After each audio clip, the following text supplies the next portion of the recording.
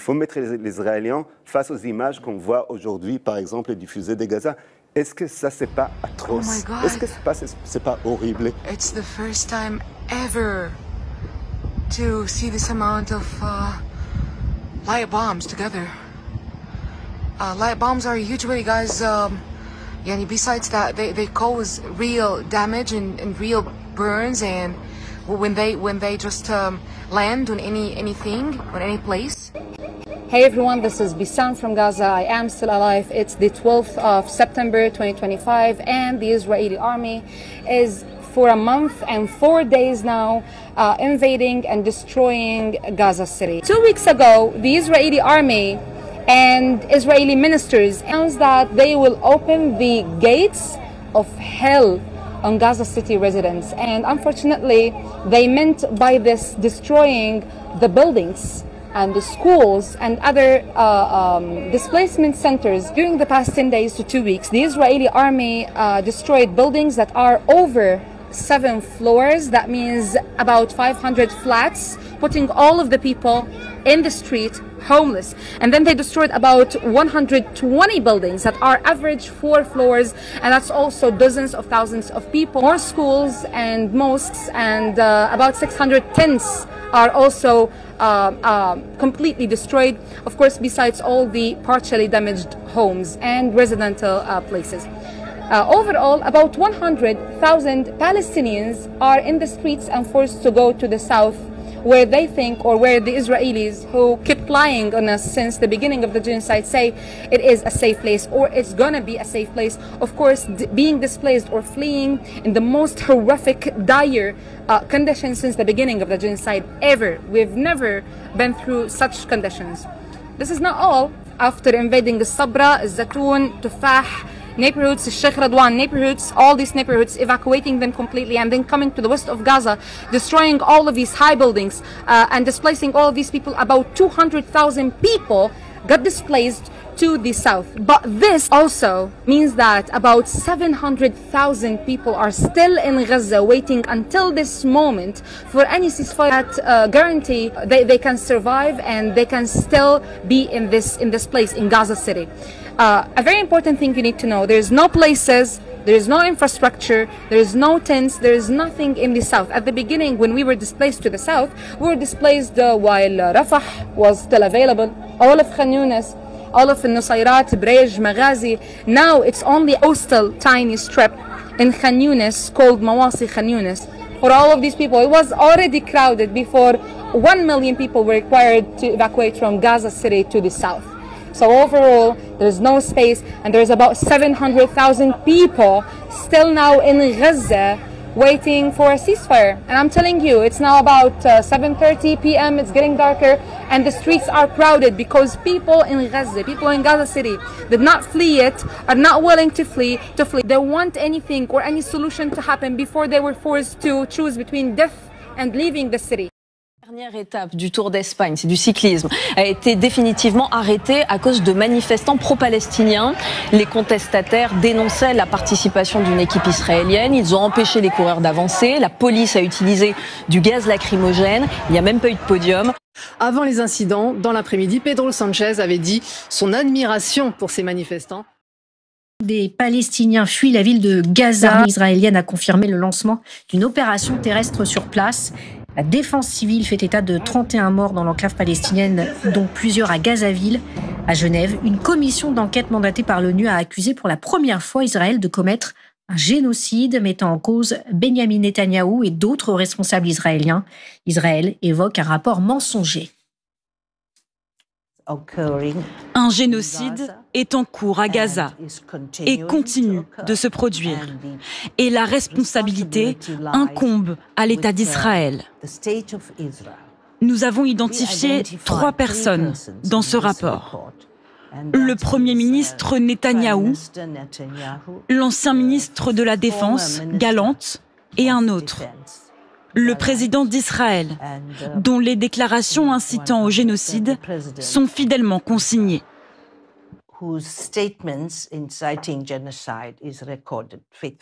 Les fusées éclairantes de l'armée israélienne dans le ciel de Gaza. Et il y a eu, disent les témoins, des frappes massives dans le nord-ouest de Gaza, sur le quartier de Sheikh Redouane notamment. Le blast de ces frappes a été ressenti jusqu'à Tel Aviv, à 80 km de la bande de Gaza. Sur les réseaux sociaux, plusieurs Israéliens disent ainsi avoir entendu ou ressenti ces frappes alors qu'ils sont dans le centre d'Israël. Pour l'instant, on n'a pas de bilan précis à fournir quant au nombre de victimes dans la nuit, mais ce qu'on a vu, c'est bien des images comme au pire jour de la guerre, des enfants blessés ou tués dans les hôpitaux, des corps sortis des décombres. Et la question qui se pose aujourd'hui à Gaza et en Israël, c'est est-ce que l'armée israélienne est entrée dans la ville de Gaza avec des soldats au sol, puisque des témoins disent à l'agence Reuters avoir vu des chars en périphérie de la ville. Une source au sein de l'armée israélienne dit au très bien informé site Axios que l'offensive terrestre israélienne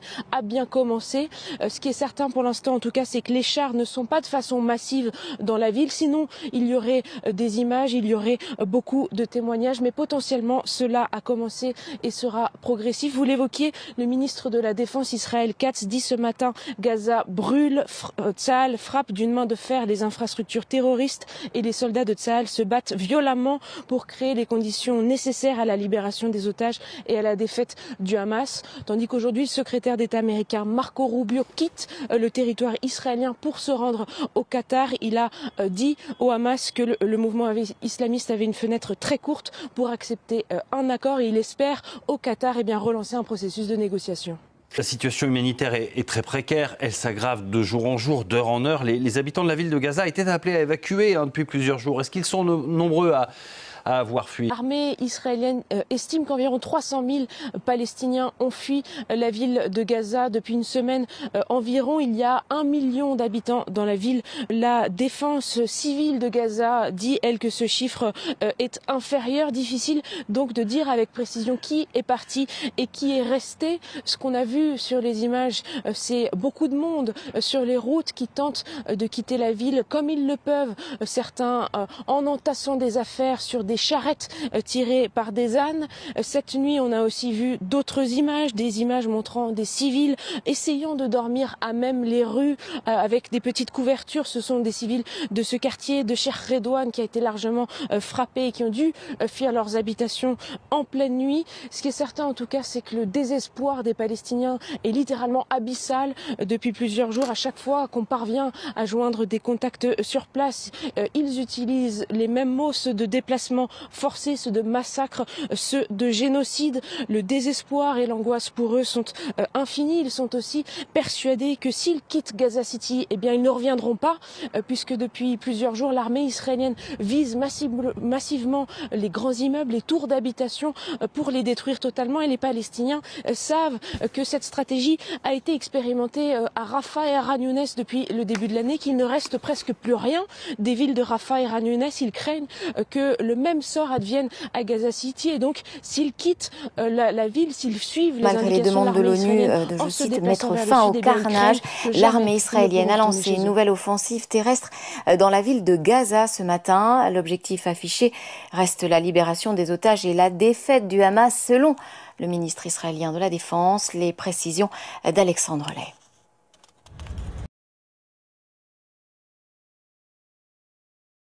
Sur ces images diffusées par l'armée israélienne, le chef d'état-major et ses troupes affinent leur stratégie d'encerclement de la ville de Gaza. La plus grande ville de l'enclave palestinienne est déjà bombardée. Mais cette fois-ci, l'armée lance une offensive terrestre majeure. Des dizaines de milliers de soldats, des centaines de blindés sont aux portes de la ville pour traquer, selon eux, 2 à 3 000 combattants du Hamas qui y seraient encore retranchés. Il s'agit d'une offensive forte pour aller à l'assaut, pour vaincre le Hamas et obtenir ainsi un plus grand pouvoir de négociation pour libérer les otages. We're leaving our hearts here this time. Last time when we were displaced in October 2023, we thought that we will be back in 2 weeks, and then we spent 15 months, and now we know that we will not get back. So it's even harder because we know what we are going for. We know what we are going to face. We know that we won't be back. So we're leaving our hearts here and go heartless, hopeless, helpless people walking. We go walking, old people, sick people, children, hundreds in one vehicle, or waiting in lines to get a turn to ride a vehicle, or get a turn to find a place to put a tent. Yani at the end, even after 2 years, there's no vehicles to move. After 2 years, there's no transportation to move. After 2 years, there's no place there. There's no effort and energy to find a place and to put a tent. There is no places in Gaza. Gaza is too small. Now, what hurts more is that it's not safe even there.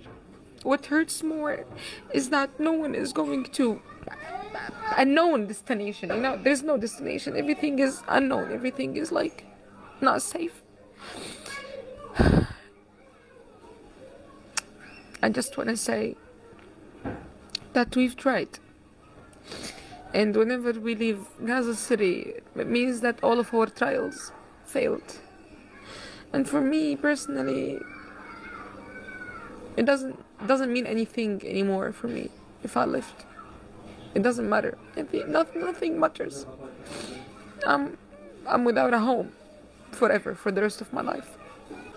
Everyone here, from the children at the age of year, let me say, to the people at the age of 100, they know that leaving here means not getting back again to the same place. And we are leaving our hearts here. We don't have even the energy, the ability to take our stuff out of the homes. We don't believe that we want to take anything out of the homes.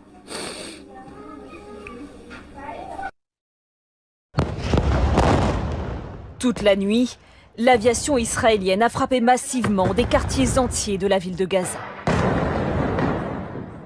Les habitants encore présents font face à toujours plus de destruction et sortent de nouveaux corps des décombres. À l'intérieur de cette morgue, recouverts de simples draps, les cadavres de jeunes enfants. Des familles entières pleurent la disparition de leurs proches. J'ai perdu les enfants de ma fille et son mari, la maison de son oncle et ses enfants. Il y a des nouveau-nés âgés d'à peine plus d'1 mois. Environ 40 personnes sont encore sous les décombres. Conséquence, depuis des jours, cette caméra filme en continu un flot de Palestiniens fuyant par tous les moyens, le long de la route côtière vers le sud de l'enclave palestinienne. Nous mourrons à chaque seconde, à chaque minute. Nous souffrons, nous mourrons de soif, de faim, de tout, de peur. Nos enfants se réveillent dans la peur et s'endorment dans la peur. La ville de Gaza comptait près d'1 million d'habitants. 300 000 d'entre eux seraient déjà partis, selon Israël. When I tell you how frustrating is the evacuation of the homes here in Gaza, this is exactly what I mean. There's not enough transportation, not enough vehicles. So people from more than one family, like 3, 4 families, share one truck to carry whatever they can. This truck behind me, it's for 5 families. Everyone get the bare minimum from their homes, and then they put it over the truck. The truck will head to the south, and there they will start searching about tents. As you see, they're carrying everything. They're carrying mattress, wood, tires, some stuff needed for the water, pipes, oven, clothes, everything. They're trying to. This is the tent. Here, that's a table. And then after that, because it's not enough, they're also bulling a car. They're bulling a car because there is no fuel for the cars. So there is no fuel, there is no gasoline for the cars. So the trucks like these take the stuff and bull the cars, and that's how it takes 8 hours and 9 hours so people can reach to the south to cross the Rashid Street. This is how people are not able to take everything from their homes, because this truck is big, but it's for like 5 or 6 families, etc., etc. This is the second Nakba. This is the Nakba we're talking about when we're talking about 2025 emptying of the city. People are carrying their stuff like that. They don't have even donkeys. They're just pulling it, holding their stuff like that, pushing or pulling their cars, and that's it. This is the 2025 Nakba. This is emptying the city. This is forcibly emptying the city. This is purposely emptying the city. This is for one and only one reason, where people are forced to leave their homes, to go to live in tents because Israel is bombing them and killing them. If you're not if you don't want to die, just leave. Leave your home, take your tent, some of your stuff, and go live in the nowhere. Because this is what Israel wants. And we're living in a world where Israel does whatever it wants. Okay?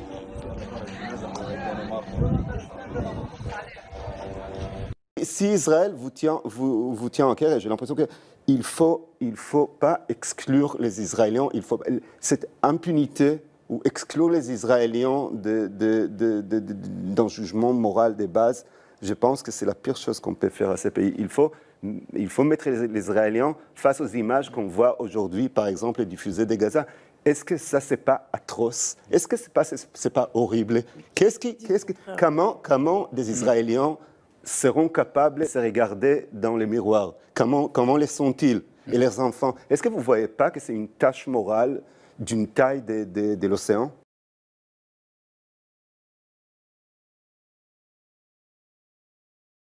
Vous savez, quand il y a eu le 7 octobre, j'ai appelé un très bon ami, un Palestinien qui vit dans ma ville natale, à Haïfa, qui est député à la Knesset.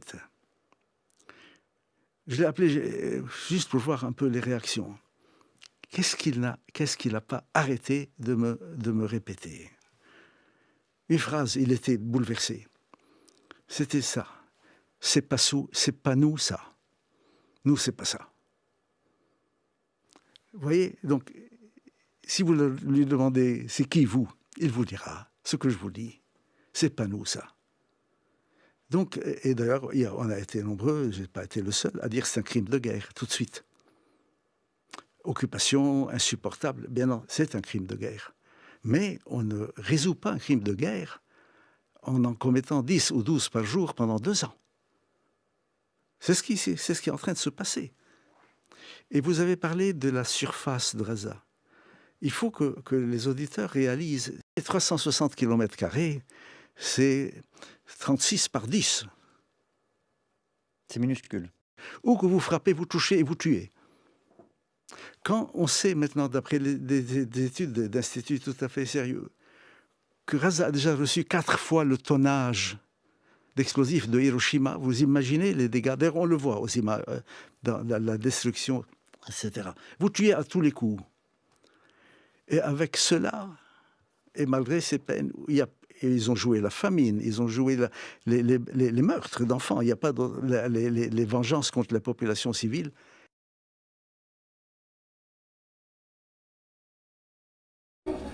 Hi, today I'm going to teach you a new word, which is nuzuh. Nuzuh means forced displacement, aka every Palestinian's nightmare. So, displacement, leaving everything we know, everything we knew, everything we raised around and for and with our neighbors, our neighborhoods, our streets, our homes, our rooms, even the furniture, our memories with the family, our kitchen, every single place that means to you in your home, means to us. We're human beings, huh? No one should be forced to leave their home to go live in a tent. Okay? We are all crying. We are all tired. Le navire espagnol doit faire voile vers la flottille humanitaire qui vogue vers Gaza. Un déploiement pour l'escorter, alors que les 51 bateaux qui la composent ont subi une attaque inédite de drones mercredi. Leurs membres accusent Israël qui les a menacés à plusieurs reprises. Je ne sais pas exactement ce qui pourrait se passer dans les prochaines heures et les prochaines semaines, car les accusations du gouvernement israélien sont manifestement préoccupantes. Je dois dire aux membres de la flottille de 45 pays qui se dirigent actuellement vers les côtes de Gaza que nous sommes inquiets.